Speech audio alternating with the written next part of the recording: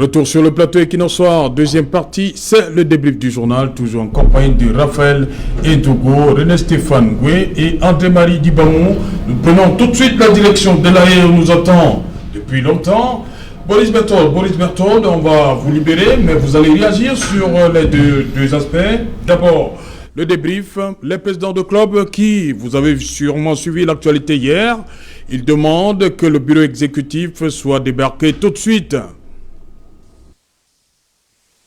Oui, Serge Alain, c'est-à-dire que on peut très bien comprendre que la décision du TAS et la lettre très ambiguë en réalité de la FIFA puisse jeter un flou dans la gestion administrative, autant pour moi, du football camerounais. Mais je pense que le débat doit être élargie. La FECAFOOT, en réalité, est symptomatique à la fois de la situation confuse que nous vivons actuellement au Cameroun au niveau de toutes ces entreprises, c'est-à-dire que si on va dans le domaine économique ou des sociétés, on a presque la plupart de ces sociétés d'État qui sont véritablement en panne ou qui traversent régulièrement des crises de leadership. On peut citer Camerco, on peut citer la SICAM, les cas les plus récents, mais également on a cette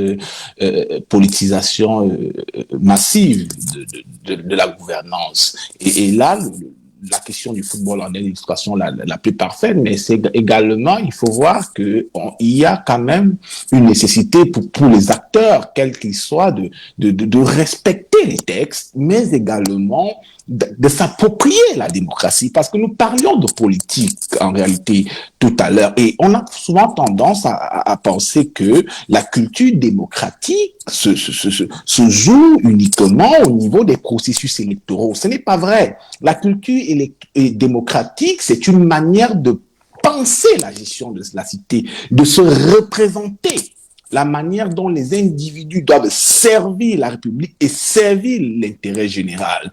Et la décision du TAS nous montre très bien qu'on a un problème dans ce pays avec l'organisation des élections, avec les textes qui régulent l'organisation des élections. Quand on débat de la chose politique au Cameroun, on remet en cause la question du code électoral. Et quand vous allez au niveau de la FECAFOOT, vous voyez très bien que les acteurs du football critiquent les textes qui sont mis en place parce que ce sont des textes qui sont le plus souvent écrits pour permettre aux candidats en fonction de conserver le pouvoir ou de le gagner à travers des mécanismes pas très catholiques. Et si on transfère la problématique à un niveau supérieur, on se rend très bien compte que plus haut, au niveau des élections présidentielles, au niveau des élections locales, le plus souvent, on a ce type de problème. Donc le problème de la FECAFOOT doit amener les uns et les autres, les Camerounais de manière générale, à se poser la question du respect des textes et de la construction d'une société dans laquelle les gens auront droit aux mêmes droits lorsqu'ils sont en compétition dans un processus démocratique et électoral, quel que soit le processus. Voilà Boris, je reste avec vous. On va terminer avec l'an 25 de la Constitution de 1996. J'ai envie de vous demander tout de suite à qui profite cette mise en place progressive des institutions. À qui ça profite? Je l'ai dit dans ma première intervention, c'est-à-dire que l'acteur qui a bénéficié en premier de cette mise en place progressive, c'est M. Biya, mais il n'a pas bénéficié parce qu'il a travaillé le processus pour qu'il soit structuré ainsi. Parfois, on fait une fausse analyse de M. Biya en pensant qu'il s'agit d'un homme bête, un homme faible. Non, c'est un homme très intelligent et très stratégique et il a quand même 50 ans d'administration. Donc, c'est pas un enfant de cœur. C'est quelqu'un qui connaît très bien ce que c'est que l'État, ce que c'est que les institutions et il connaît même également les acteurs qu'il promeut à certaines fonctions. Dès lors, il travaille quotidiennement, uniquement à se maintenir au pouvoir. C'est-à-dire que si vous voulez penser le Cameroun et vous voulez penser la gouvernance de Biya à partir du prisme selon lequel on a à la tête de l'État un individu qui travaille pour le développement, en réalité, vous n'avez pas compris M. Biya. Il faut travailler sur M. Biya, il faut analyser les comportements de M. Biya, les décisions de M. Biya en inscrivant ces dynamiques dans un processus de mourir au pouvoir. Et à ce moment-là, les institutions, les acteurs qui travaillent au sein de ces institutions ne sont que des artifices ou des pions qu'ils peuvent faire bouger à un moment ou à un autre pour atteindre l'objectif final qui est celui de conserver au maximum le pouvoir. Et donc, quand on a compris ça, on se rend très bien compte que M.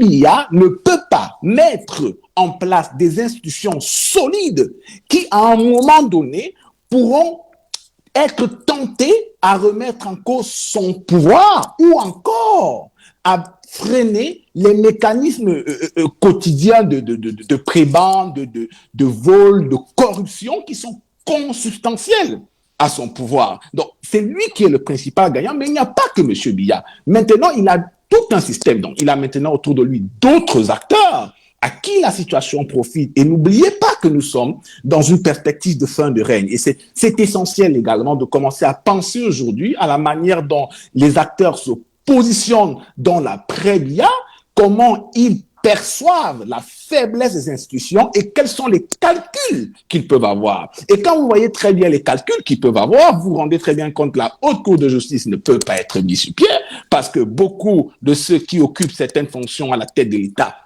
pourront y passer. On se rend très bien compte que l'article 66 ne peut pas être mis sur pied, tout simplement parce que beaucoup d'acteurs, que ce soit des ministres, des directeurs généraux, des généraux même, des officiers supérieurs de l'armée, sont susceptibles d'être attaqués juridiquement à partir de ce texte. Donc, on a un contexte où on a en fait deux niveaux de gagnants. Le premier niveau, qui est le niveau maximal, c'est M. Biya.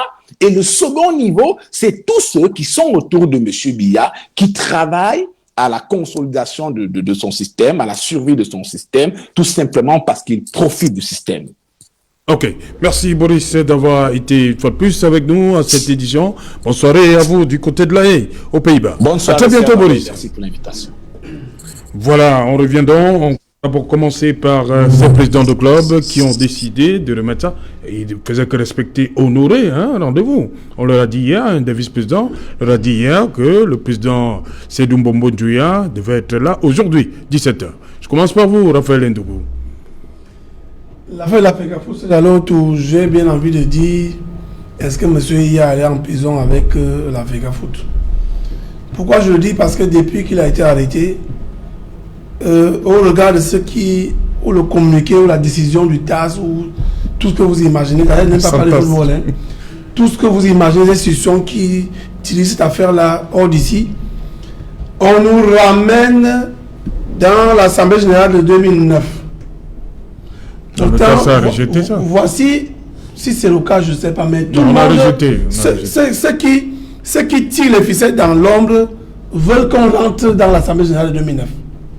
Le TAS a rejeté. Très bien. Mais entre-temps, ils rejettent leur vœu, si vous voulez, mais dans les esprits des uns et des autres, ils veulent qu'on rentre là-bas. Parce qu'en réalité, les deux normalisations que nous avons déjà eues, on aurait peut-être dû commencer par là, parce que M. Iya Mohamed aussi était entré dans les mêmes conditions. Alors, je ne sais pas, beaucoup pensent que c'est une grosse mafia, le football, et donc ce n'est pas une affaire de blague. C'est-à-dire que quand ça ne va pas, comment on imagine que M. Seydou a déjà fait le nombre d'années, je crois 2 ans, et qu'aujourd'hui on est arrivé en octobre, en 2018. On dit qu'il n'est plus là avec tous ceux qui sont derrière lui. Je ne sais pas comment ça fonctionne. Est-ce qu'à un moment donné, il faut peut-être dissoudre d'abord cette affaire avant de voir plus clair? Maintenant, sur le rendez-vous que le premier vice-président, c'est quoi le premier, on a vu nous toutes les informations ici, là, hier, est-ce que celui-là parlait au nom de Seydou Mbombo Douya? C'est là toute la question. Parce que justement, M. Seydou, vous venez pas là physiquement. Aujourd'hui, comme je crois M. Akou le disait tout à l'heure, les présidents des clubs ont le numéro de leur président, du président de la FECAFOOT. Donc on peut même discuter par téléphone. Il n'a pas besoin d'interlocuteur. Et maintenant, le vice-président qui a dit qu'il sera là aujourd'hui, je n'ai pas envie de dire qu'il a menti. Il a menti parce qu'il parlait véritablement au nom de M. Seydou. M. Seydou qui doit pouvoir appeler ses présidents de club par téléphone, qui doivent peut-être avoir une plateforme de discussion. via tous les canaux que nous connaissons. Mais malheureusement, on tourne autour du pot. Peut-être qu'il va falloir que, au Cameroun, qu'on essaie d'abord de mettre à côté cette affaire de FECAFOOT avant de voir plus clair dans l'avenir. Parce que ça fait trop de flou. À un moment donné, on a même tiré sur des éminents professeurs qui ont justement travaillé pour la nomination. Voilà, René Stéphane Goué, sur cette affaire des présidents de clubs qui veulent absolument que le bureau exécutif, la FECAFOOT, libère le plancher. J'ai eu le malheur, en 1996, d'être dans l'équipe de campagne de Joseph-Antoine Bell contre Vincent Konana. C'était le tournant du football camerounais. Je n'ai jamais vu, et je parle la main sur le cœur, devant tous les Camerounais qui nous regardent ce soir, autant d'argent circuler dans une élection. Du coup, j'ai compris que les enjeux étaient autres que le football. En 1996, Feu Mayebi, paix à son âme, avait pour mission de convaincre les électeurs de voter pour le candidat Joseph-Antoine Bell. Face à la crise que vivait le football camerounais, ma mission en tant que jeune en formation dans le marketing consistait à réconcilier le public camerounais et le football. Donc à faire de sorte que le public revienne dans le stade. C'est à ce titre-là que pendant la campagne de Joseph-Antoine Bell, certains ont fait même un commentaire en disant Bell, au lieu de faire la campagne auprès des électeurs, faisait la campagne au marché central. Parce que plusieurs n'ont pas compris que pour pouvoir, et nous le disons à tous les... Non, dites-nous cette affaire. On a vu au marché central. C'est eux les électeurs? L'objectif... Quand on fait une stratégie de communication, on a une cible et un objectif. Oui. L'objectif du marché central, ce n'était pas des élections. C'était la réconciliation du public sportif avec son football. Parce que la manière dont le football était géré du temps des Mayhem d'ailleurs aux autres a créé une scission. C'est-à-dire que les gens ne s'intéressaient plus au foot. En fait, c'est le foot. Mais est-ce que là, vous n'avez pas placé la charrue avant les bœufs? Non, on a d'abord passé. Il fallait d'abord que Bel Joseph passe. Chacun peut...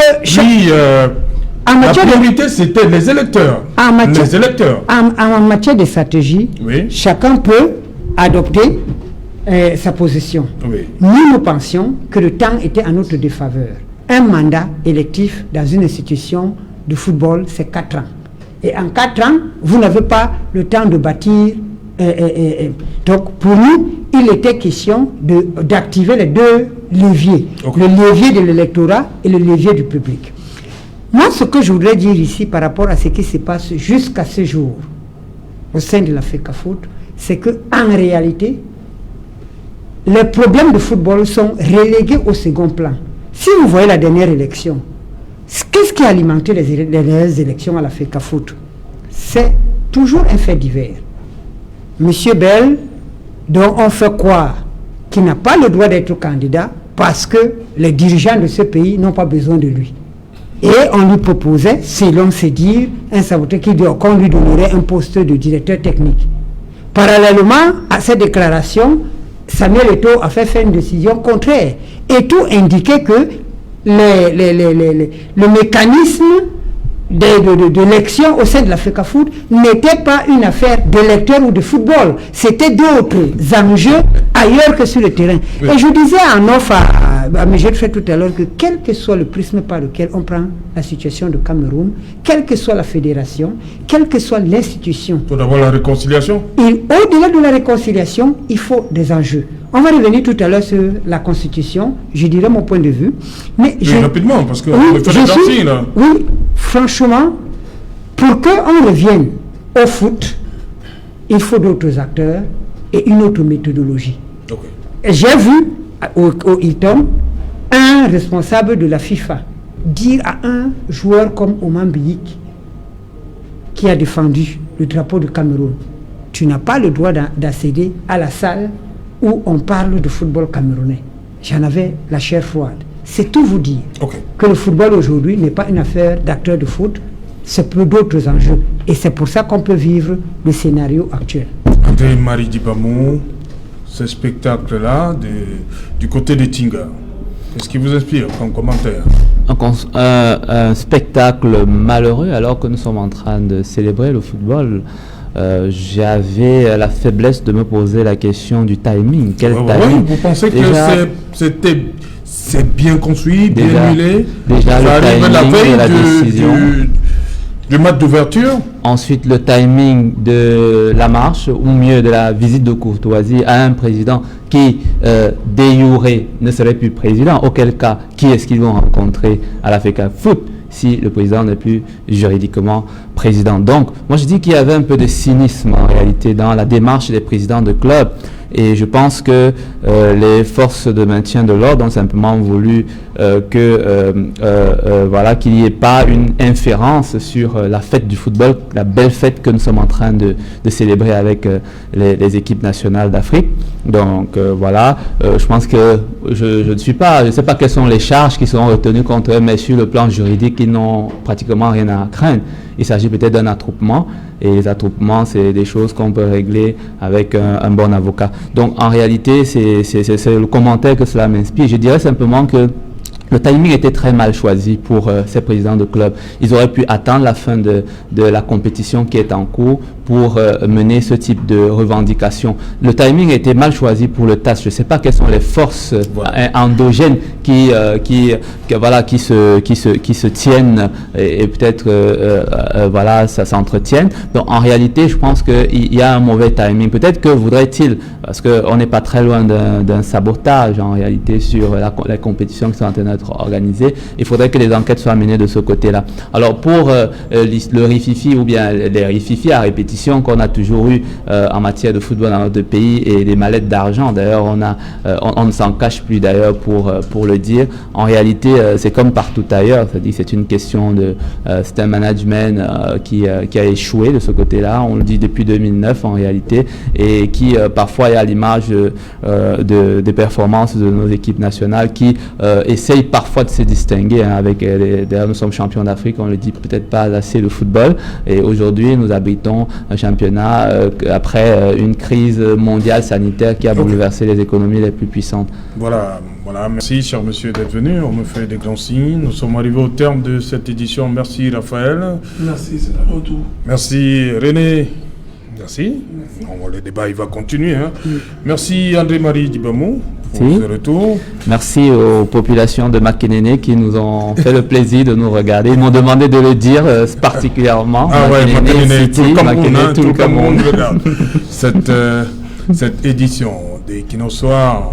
On a également une pensée pour Pierre-Emmanuel Bignan qui a dû quitter de manière précipitée ce plateau pour des raisons purement familiales. On dit également merci à Boris Berthold une fois de plus qui était du côté de La Haye. Nous sommes là aux Pays-Bas. Madame, monsieur, le rendez-vous il est pris pour demain 19h. Bonsoir, Fida 4.